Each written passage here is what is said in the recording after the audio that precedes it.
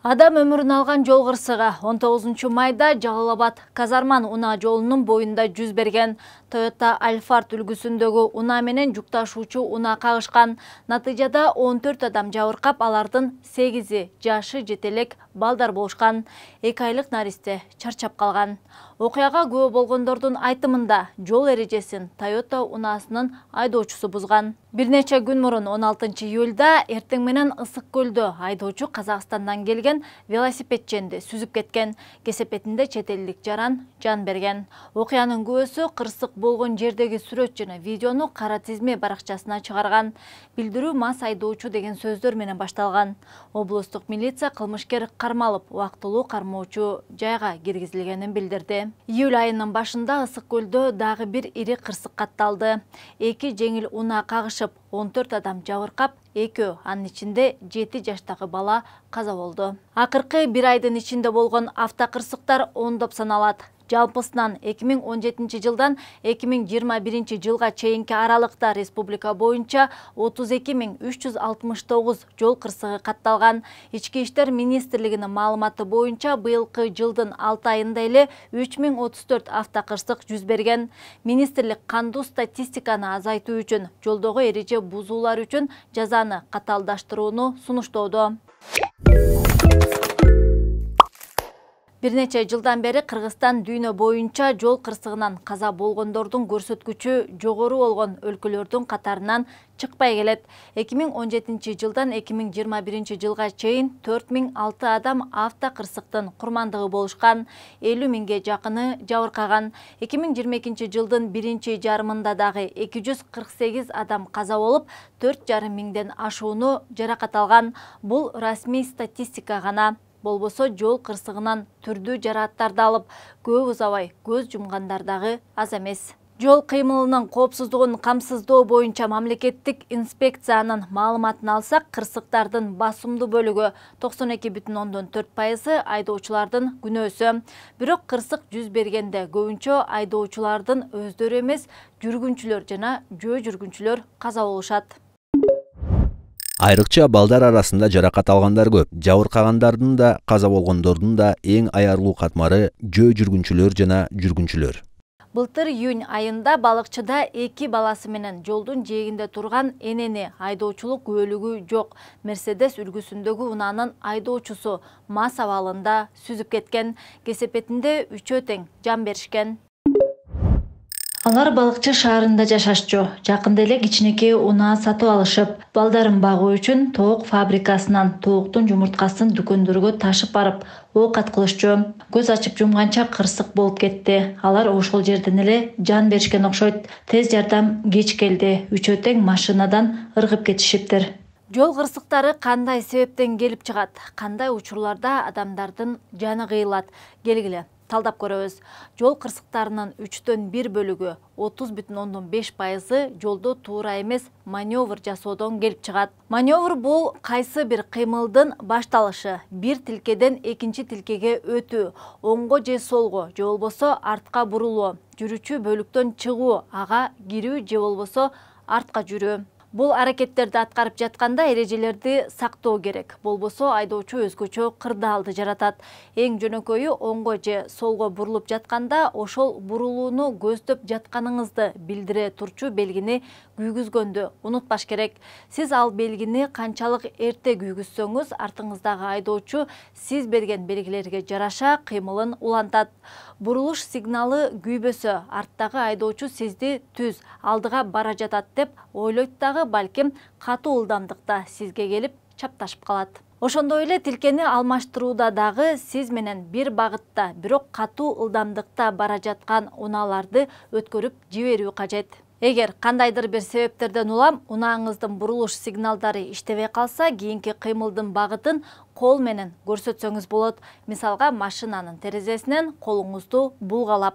Бурулуш сигналын күйгүзсөңүз эле сизди дароо өткөрүп жиберишпейт. Андыктан сүзө качырып айдоонун алдында эки жакка байкоо салып коюу ашыктык кылбайт. Айдоочу жолдун четинен жылып баштаганда жол менен бара жаткан бардык автоунааларга, жөө жүргүнчүлөргө жана велосипедчендерге жол берүүгө милдеттүү.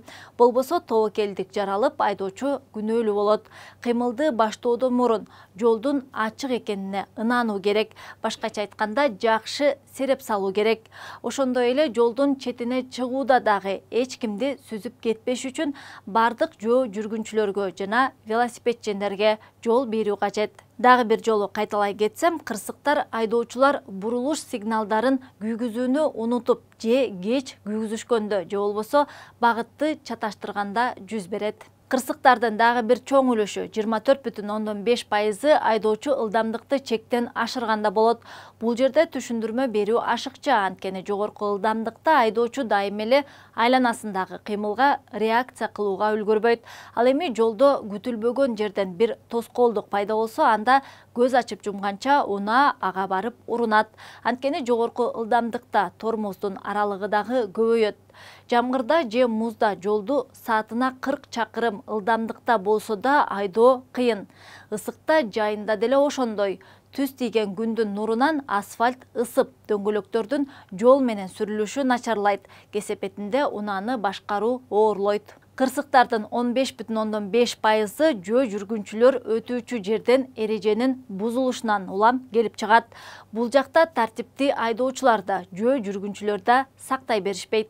Өтмөктө өтөр алдында токтоо эрежесин сактабаган айдоочулар катуу ылдамдыкта капысынан пайда болгон жөө жүргүнчүнү сүзүп кетишет.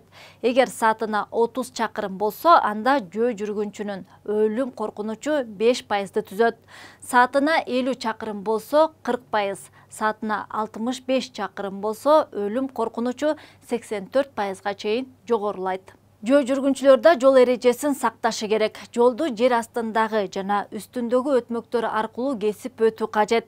Ал эми алар жок болгон учурда тротуарлардын же жол жээктеринин линиясы боюнча кесилиштерден өтүү зарыл. Ошондо дагы жолду карап, машина жок болсо анан өтүү керек. Чуркап үлгүрөм деген болбойт, анткени үлгүрбөй жан берип же майып болуп калгандар дагы аз эмес. Андыктан жолду кесип өтүп жатканда өтө сергек болуу кажет. Машинелердин кыймылынын ылдамдыгын жана аларга чейинки аралыкты баалап, анан өтпөсө айдоочу ылдамдыкты азайтууга үлгүрбөй калышы толук мүмкүн. Ошондой эле жол чырак менен жөнгө салынбаган өтмөктөрдө дагы кылдат жүрүү абзел. Жөө жүргүнчүлөр өтүүчү тилкеде турганыңыз коопсуз экениңизди билдирбейт. Кээде жолдун жээгинде токтоп турган унаалардын айынан айдоочулар жөө жүргүнчүнү көрбөй калышып, ал кыймылдай баштаганда эле сүзүп кетишет. Жөө жүргүнчү өзүн канчалык туура деп сезсе дагы, ал дайым эле тирүү калбашы мүмкүн деген сөздү уктуңуз беле. Андыктан өзүн коргоо бул эң биринчи жөө жүргүнчүнүн милдети. Көбүн эсе жөө жүргүнчүлөрдү караңгыда жарандар кара кийинип алганда көрүнбөй калгандыктан сүзүп кетишет. Андыктан жеке коопсуздук үчүн кийимиңизде жарыкты чагылдыруучу элементтер болгону жакшы. Кырсыктардын 10,4% башка автоунааны ашып өтүүдө айдоочу каршы тилкеге чыгуу маалында жүз берет. Эми мунун кесепеттерин түшүндүрүүнүн деле кажети жок.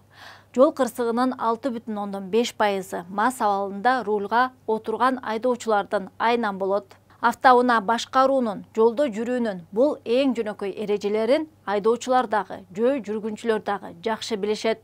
Бирок эмнегедир тартипти сактагандар аз. Көбүн эсе жарандар эрежени бир аз бузуп койсом эч нерсе болбойт деп ишенишет. Бирок кичинекей бир ката бирөөнүн жанын же болбосо ден соолугун алып коерун ойлонушпайт.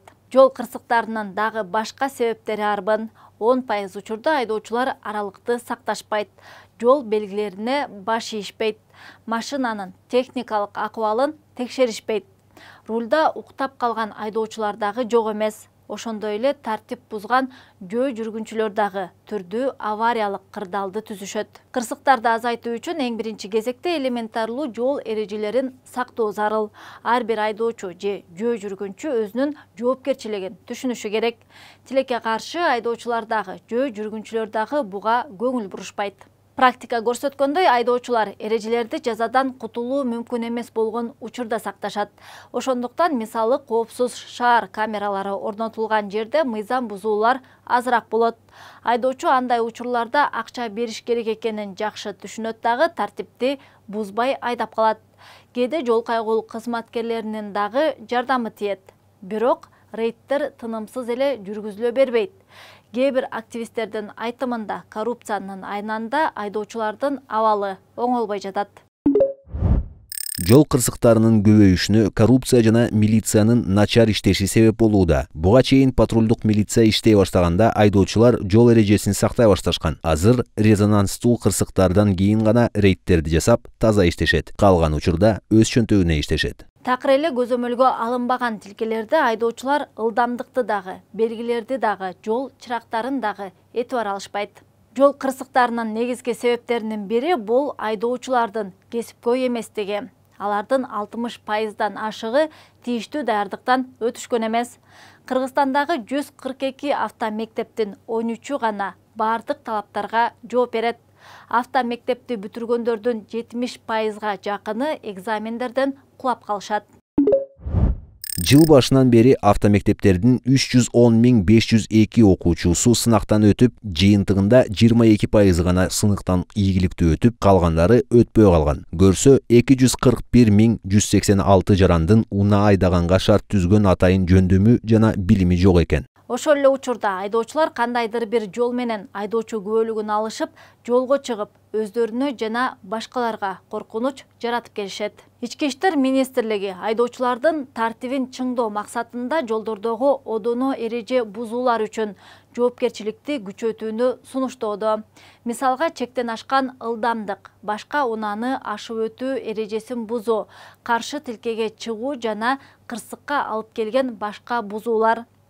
Министрлер кабинети бул сунушту жактырды. Жаза канчалык катаалдашат азырынча белгисиз. Кандай болгон күндө да мыйзамдарга өзгөртүү киргизүү парламенттин кийинки жыйынынын башында гана талкууланат. Азыр болсо жол эрежесин бузгандардын жазасы катуу деле эмес деп мени тепкилесеңер дагы айта алам. Айыппулдар 1.000 сомдон 20.000 сомго чейин. Анткен менен айдоочулардын көбү кымбатчылыкка нааразы. Бирок бул эрежелер жөн жерден чыккан эмес да. Катаал эрежелер дал ошол жол кырсыгынан каза тапкандардын каны менен жазылган. Бул жагынан Британияны мисал келтирсек болот. Ал жерде жол эрежесин бузгандыгы үчүн айыппулдан сырткары айдоочуга упай берилет. Мисалы, ылдамдыгы үчүн 1.000 фунт стерлинг жана 3-төн 6-га чейин айып упай. Эгер айдоочу 3 жылдын ичинде 12 упай топтосо, айдоочулук күбөлүгүнөн ажыратылат. Айыптоо мөөнөтүн сот чечет. Мындан улам айдоочулар жол эрежелерин чанда гана бузушат. Бизде болсо айып гана бар. Ал тургай үзгүлтүксүз кайталанган бузуулар үчүн айдоочуну укугунан ажыратып салуу эрежеси каралган эмес. Жазаланбаган айдоочу башка бирөөнү тоготмок беле. Туурабы? Биз козгой элек дагы бир жагдай, бул балдарды жүргүнчү катары ташуу эрежелери. Бул маалымат жакшы сиңсин деп атайын жалпы тизмеге кошкон жокмун. 12 жашка чейинки балдарды мотоциклдин арткы отургучунда, жүк ташуучу унаанын артында, атайын балдар отургучу жок жеңил автоунаанын алдыңкы орундугунда ташууга тыюу салынат. Бул үчүн айдоочу 3000 сом айып төлөйт. Арткы орундукта ташуу эрежелери жок. Ошентсе дагы баланын коопсуздугун ойлой жүрүш керек. Айып каралган эмес деп эле бош койгондагы болбойт. Балдарды автокреслода алып жүрүү керек, же атайын коопсуздук курун колдонуу кажет. Болбосо капыстан тормозду тебип, же кырсыкка учураганда бала жаракат алып, же каза табып калышы мүмкүн. Эми себебин түшүндүрүп берели.